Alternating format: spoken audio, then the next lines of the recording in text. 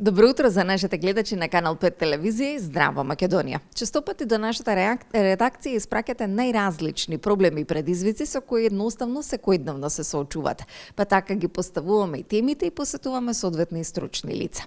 Ова утро во фокус ќе го ставиме говорот, кој за жал кај дечињата се почесто доцне или пак имате потешкоти во развојот. Затоа се обраќаме кај Ивана, нашиот утрински логопед, кој верувам дека ќе ги одговори и одгатне сите дилеми кои ги имаме. Ивана, добро утро. Добро утро и од мене и убаво што се гледаме пак во оваа прилика.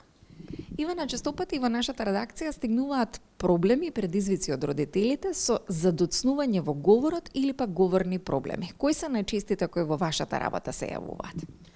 Така, па најчестите говорни проблеми со кои што ние се соочуваме во последниве 10 години како што работиме, се родители кои што се јавуваат за неправилен изговор на гласови, говор кој што е едноставно неграматичен, неграматички точен, со неправилна граматичка структура и изразување, мал фонд на зборови, деца кои што многу доцна прозборуваат или веќе имаат одредена возраст од 3 години и немаат воопшто говор и комуникација, и секако тука и пелтечењето.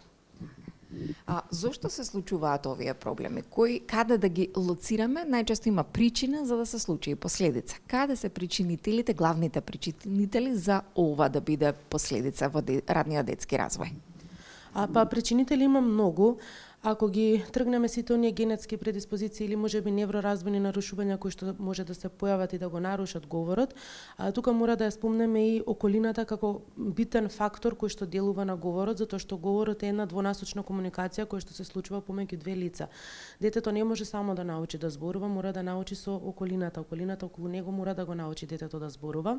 И тука некако во последно време се потврлува, односно таа изложеност на екранизам каде што детето не го учи на двонасочна комуникација, него го учи на еднонасочна комуникација и прави детето да се затвори во себе.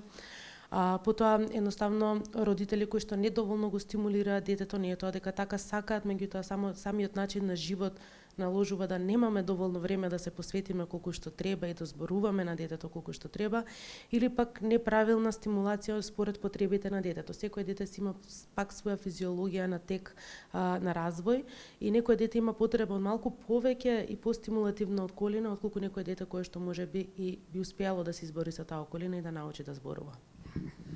Можеме ли да споделиме практични вештини кои што може да ги практикуваат тука доколку ве посетат или едноставно доколку се уште бараат начин да се охрабрат и да ви се обратат, тоа да го направат во домот?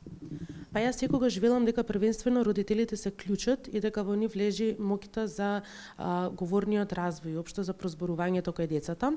Па кога станува збор за најмалата возраст, сметам дека треба родителите првенствено да сменат еден момент кој што нас сите многу природно ни доаѓа и кога нели детенцето е мало на година и пол две, сите поставуваме многу прашања и го прашуваме што е ова, а како прави мачето, а каде е кучето, а ти како се викаш, а ти колку години имаш, и постојано го преплавуваме со прашања. И забораваме дека ние уствари треба да моделираме говор. Ние треба да покажеме како се зборува за детето, да научи како треба да одговори на тоа прашање. Затоа секогаш првиот совет кој што го давам е заменете ги прашањата со моделирање на говор. Место да прашате што е ова, кажете кола, ти имаш кола, а колата вози брм-брм.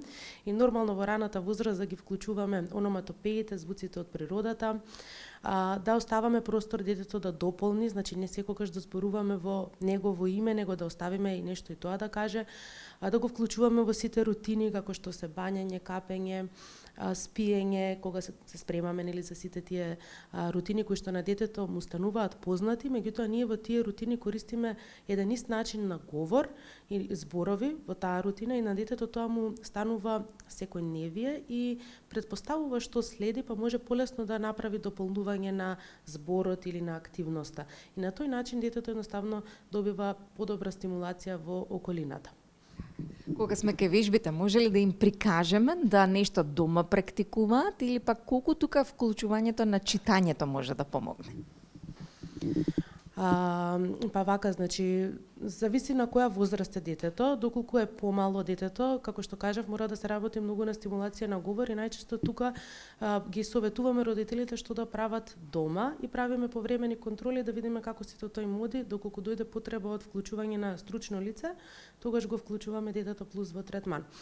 Меѓутоа дома што најмногу треба да прават, значи да играат со детето. Тоа е најважно, да се симнат на негово ниво, да седнат на под, да ја следат играта на детето и да се вклучат. Детето е нормално да игра со тави, со тенџериња, со шишиња, со капачиња. Сето тоа се некои предмети кои што на повеќето деца ги привлекуваат и треба да се дозволи да се игра со такви играчки.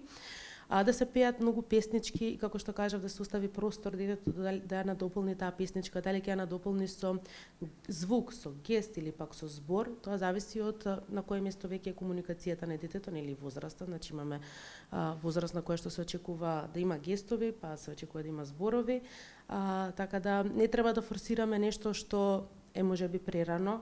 Значи мораме да знаеме дека детенце од 18 месеци треба да има негдека 10 зборчиња, не може да кажува уште реченици.